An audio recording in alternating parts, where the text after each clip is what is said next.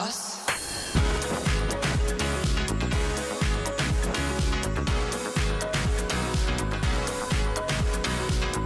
엄청난 에너지를 춤으로 뿜어내는 나라. 감당할 수 있겠니? Coming up on Arirang News, South Korea launched its first home-developed nano-satellite into orbit this morning, which made successful communication with ground stations. As part of efforts to create a satellite constellation, it'll help the country more quickly respond to natural disasters and security threats. South Korea's population crisis worsens, with the number of babies born in February the smallest ever recorded for that month. The number of deaths exceeded the number of births, leading to a greater natural decrease in the population. North Korea sent its highest-level delegation to Iran in a rare public trip. No other details were provided, but they're likely to discuss missiles and nuclear weapons, raising concerns of military cooperation.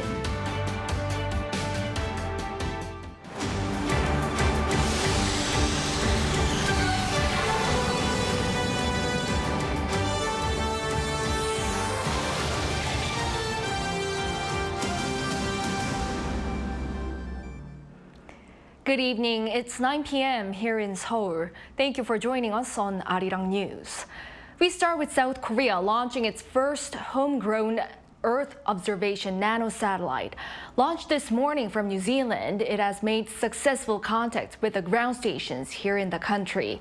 It'll help South Korea more quickly respond to natural disasters and security threats. Our Kim Bo-kyung leads us off.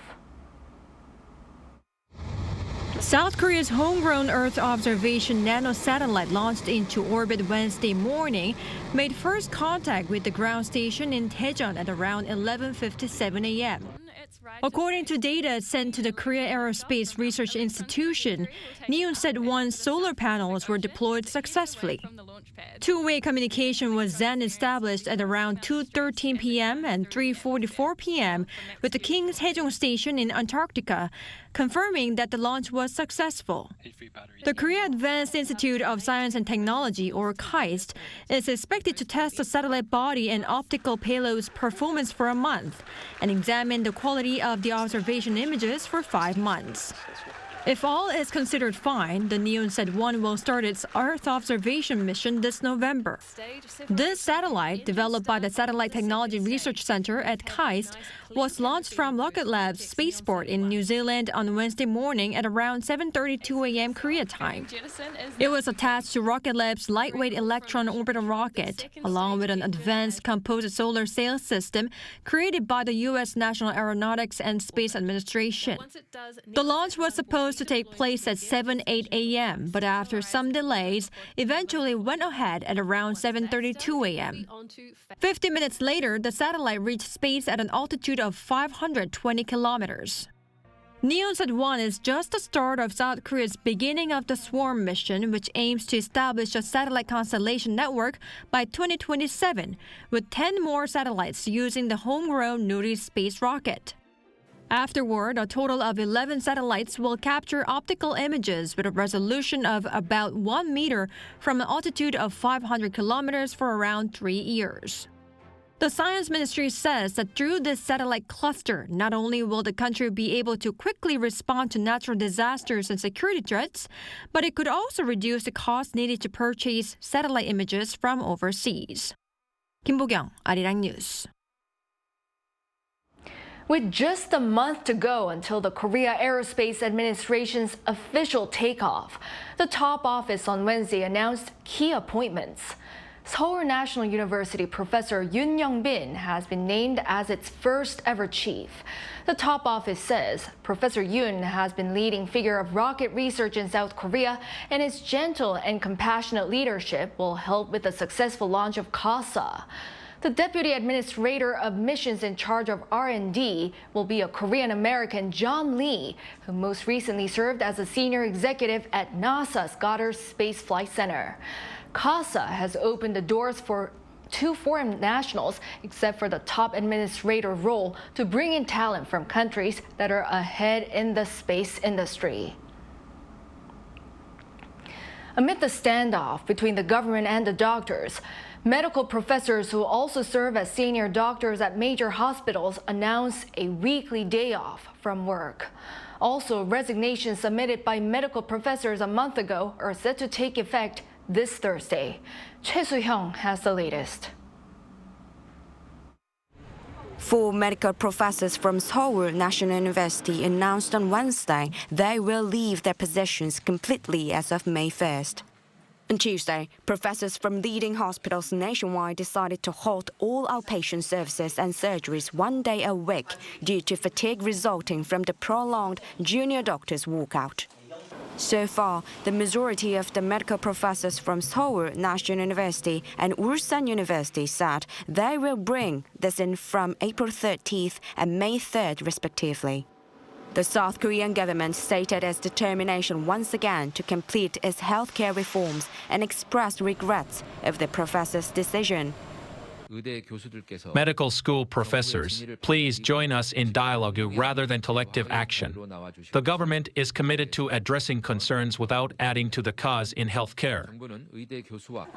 Trainee doctors have been calling for the government to completely withdraw its plan to expand the annual medical school admission quota by 2,000 places. Since March 25th, professors have submitted their resignations in support of the resident doctors' protest against the government's plan. With medical professors' resignations set to take effect this Thursday, patients' anxiety is escalating.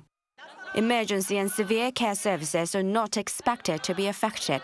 However, the Korea Alliance of Patients Organization urged on Monday the professors to stay in their hospitals and not walk out. To alleviate patients' concerns, the Health Ministry announced on Wednesday that, under the government's emergency response system, the number of cooperating hospitals for cancer patients will be expanded from the existing 47 to 68.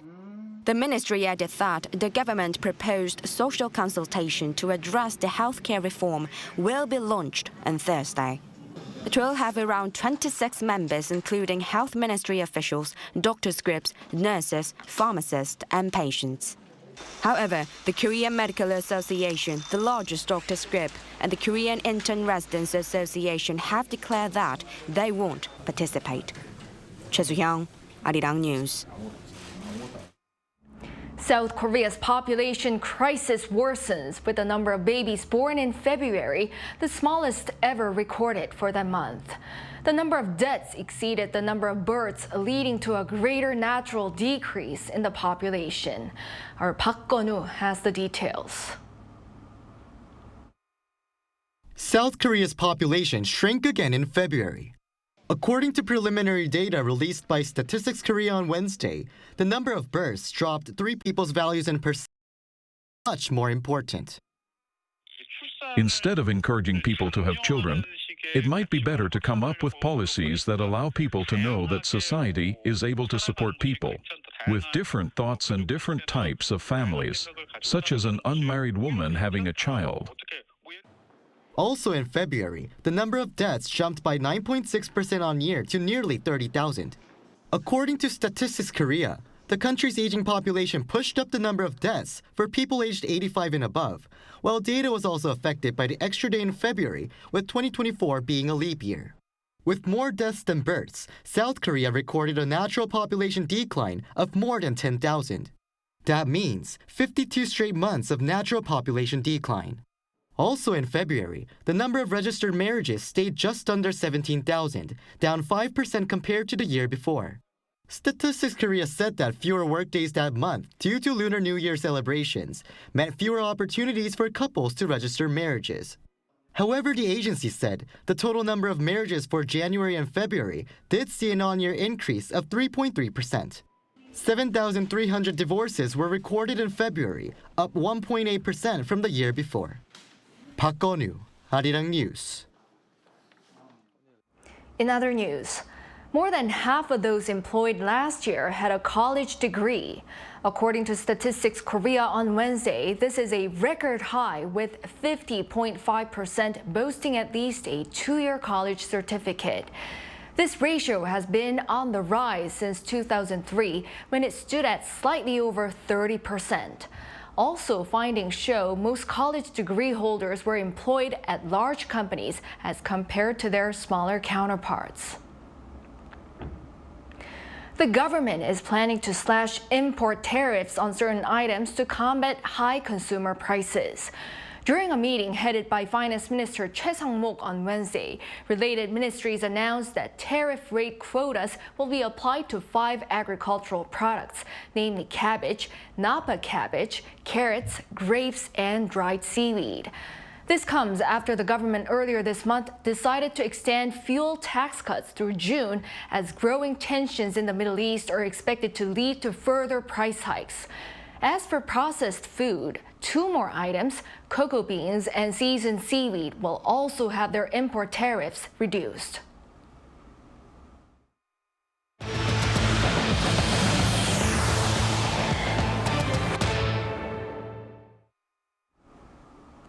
North Korea sent its highest-level delegation to Iran in a rare public trip.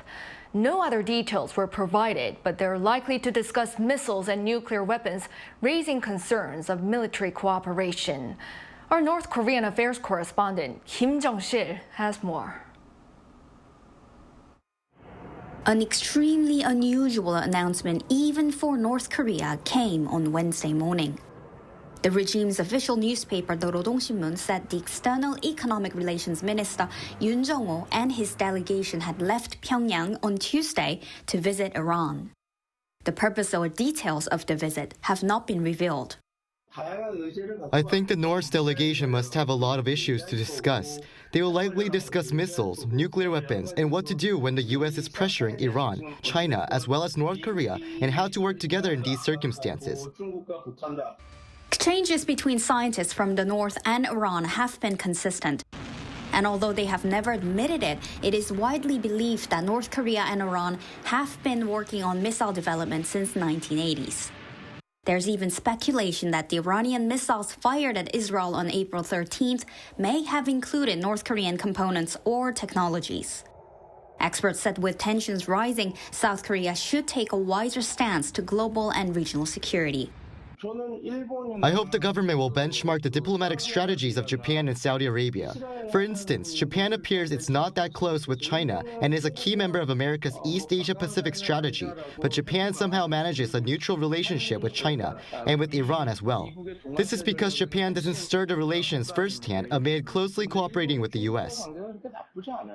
Experts added the alliances in the international communities now are driven by countries' respective national interests and said they hope South Korea will take a calmer approach and make diplomatic decisions more wisely. Kim Jung-sil, Arirang News. U.S. Secretary of State Antony Blinken began his 3-day trip to China on Wednesday to make sure Washington-Beijing ties stay on track. He arrived in Shanghai to embark on his 2nd trip to the country as Washington's top diplomat, his first since last June. Blinken is slated to have talks with senior Chinese officials in both Shanghai and Beijing, including with top Chinese diplomat Wang Yi. Key issues such as Washington's concerns regarding China's support for Russia's defense industrial base, its provocations in the South China Sea, and stability issues across the Taiwan Strait are likely to be discussed. A long-delayed foreign aid package passed the U.S. Congress, with President Biden set to sign the bill into law. Ukraine could be receiving additional weapons as early as this week. Choi Min-jung with the details. The U.S. Congress passed a sweeping foreign aid package on Tuesday, most of which will be allocated to help Ukraine in the war against Russia. After the House of Representatives gave the green light over the weekend, the Senate passed a package worth $95 billion for Ukraine, Israel, Taiwan, and U.S. allies in the Indo-Pacific. The legislation will allocate $61 billion to Ukraine, $26 billion to Israel, and around $8 billion to counter China in the Indo-Pacific. This national security bill is one of the most important measures Congress has passed in a very long time to protect America's security and the security of Western democracy. U.S. President Joe Biden is set to sign the bill into law on Wednesday so that Washington can begin sending weapons and equipment to Ukraine this week. To our friends in Ukraine, America will soon deliver more ammunition and air defenses and basic supplies you need to resist Putin on the battlefield. According to U.S. officials, the larger-than-normal military aid package for Ukraine will also include armored vehicles, potentially additional Bradley fighting vehicles. Ukrainian President Volodymyr Zelensky praised Tuesday's passing and stated that it underscores Washington's support for Kyiv. It comes after months of delays, and experts say it could be the last one for Ukraine until after the U.S. presidential election in November. Congress also passed a potential TikTok ban in the U.S. Chinese parent company ByteDance would roughly have 9 months to sell TikTok, or the app would be banned nationwide in the U.S. Lawmakers have long expressed concerns that Chinese authorities could force ByteDance to hand over data on millions of Americans who use TikTok. Choi Min-jung, Arirang News. In the Middle East, Israel's military offensive against Hamas in northern Gaza appears to have resumed after a halt of some 4 months. Lee Seung-jae reports. The Israeli military carried out its most powerful airstrikes in weeks across Gaza Strip on Tuesday. According to Reuters, Israeli soldiers ordered residents to evacuate, telling civilians that they were in a dangerous combat zone. Residents in the region also said that there had been non-stop bombardments by Israeli tanks and fighter jets. This comes as the Israeli military last week began moving tanks into Beit Hanun on the northeast edge of the Gaza Strip. It's also been nearly 4 months since Israel halted its offensive in the northern enclave after claiming that Hamas had lost control of the region. Despite the Israeli military withdrawing most of its troops from southern Gaza earlier this month, leaving behind only 1 brigade, airstrikes and ground offensives were also reported in central and southern regions of the Gaza Strip. Hamas has reorganized its battle lines and restarted its resistance against Israeli forces, firing rockets toward southern Israel. In a video message aired on Al Jazeera to mark the 200th day of the war, a spokesman for Hamas said that Israel had suffered nothing but humiliation and defeat and urged an escalation of the war on all fronts. The Israeli military, on the other hand, slammed the Palestinian militant group for targeting Israeli civilians, while emphasizing that its military follows international law and takes feasible precautions to mitigate civilian harm. Lee Seung-jae, Arirang News. South Korean firms, both large and small, discussed ways to effectively increase renewable energy use at the ReWorld Forum 2024. The ReWorld Forum, hosted by the nonprofit SDX Foundation, kicked off on Wednesday, where strategies to meet CBAM and RE100 requirements were discussed during several of the sessions. CBAM is an EU policy aimed at imposing a price on imports based on their carbon emissions during the production, while the RE100 is a global initiative that encourages businesses to commit to using 100% renewable energy. The forum, attended by experts from the private and academic sectors, also focused on challenges that companies face in their path to carbon neutrality, as well as possible solutions. Members of the media from a dozen African countries are here in Korea to witness firsthand Korea's advances in agricultural technology. The gathering comes ahead of Korea's summit with its African counterpart this summer. Our business correspondent Lee Soo-jin reports. Another step is being taken to bring South Korea and African nations closer together. Ahead of the first ever Korea-Africa Summit, which will be held on June 4th and 5th in Seoul, journalists from 12 African countries were invited to visit South Korea for a week to learn about the various areas of cooperation. These include infrastructure projects such as building and upgrading railway networks, as well as agriculture development. The visit presents an opportunity for us to tap into the Korean agriculture sector, tap in knowledge, obviously Korea being more advanced. The journalists attended a workshop and press conference to learn more about South Korea's official development assistance projects in the agricultural field. The Rural Development Administration currently operates both bilateral projects through KOPIA, the Korea Partnership for Innovation of Agriculture, and multilateral projects through KASA, the Korea-Africa Food and Agriculture Cooperation Initiative, to share and develop localized agriculture technology. These projects have been largely successful, with rice production in Ghana reaching 970,000 metric tons in 2020 compared to 460,000 metric tons in 2011. And the Rural Development Administration also officially launched the K-Rice Belt Initiative with the Agriculture Ministry as an extension of these ODA projects. Our goal is to supply food to over 30 million people by helping the 7 African nations become capable of producing 10,000 metric tons of high-quality seeds.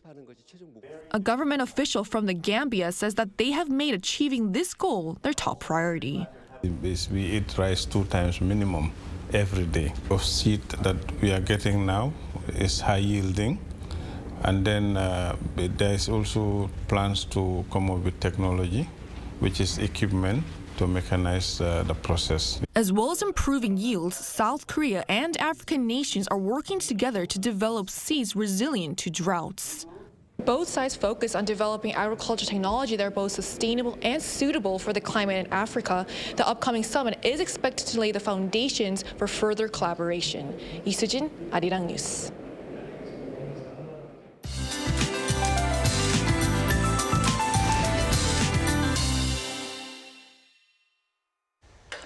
Cloudy and rainy weather has continued throughout the country today. After the rain stops, clear skies will make a return across the country from tomorrow. Temperatures will continue to rise from this point. On Friday, the daytime temperature will exceed 25 degrees Celsius in most regions. Then highs in Seoul will rise to nearly 30 degrees this weekend, making it feel like early summer. Today, high waves flowed in around the east coast and the coastlines of Jeju Island. Please take extra precautions for safety accidents. Tomorrow, most areas will have sunny and clear conditions. Seoul, Daejeon, Gwangju, and Daegu will start off at 11 degrees Celsius. Highs will move up to over 20 nationwide. Daegu and Gyeongju will rise as high as 27 degrees during the daytime. There's rain forecast for Jeju Island on Friday and Saturday. Elsewhere, sunny weather will continue for the time being. That's all for Korea. Here are the weather conditions around the world.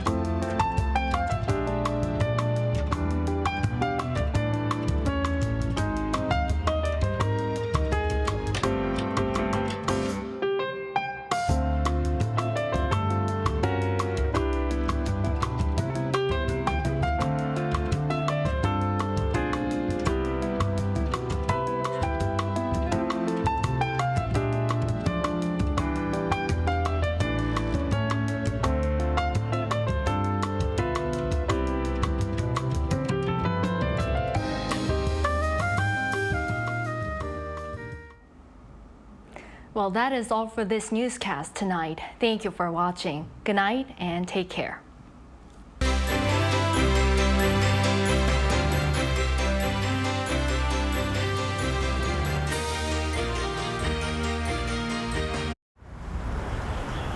Welcome.